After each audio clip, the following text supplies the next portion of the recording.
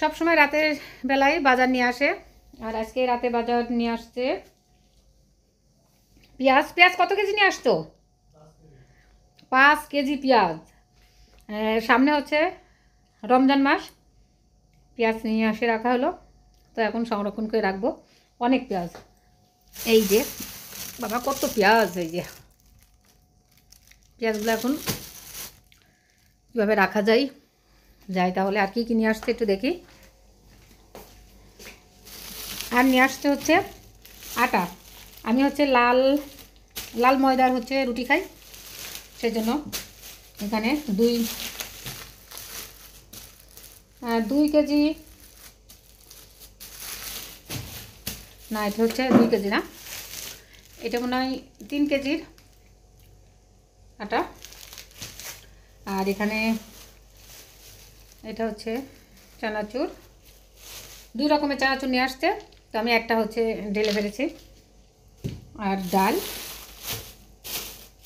আর রিয়ন sauce না হলে পরে নুডলস খেতে পারে না। আর চলো তাহলে, ওখানে আমার চা হচ্ছে, চাটা দেখি কত দূর।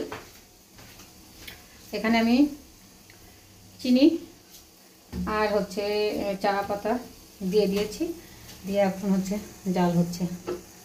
দুধ চা খাবো আমরা, চাটা বেশি মালাই চাতে একটু যদি পাতি না হয় তাহলে ভালো লাগে না।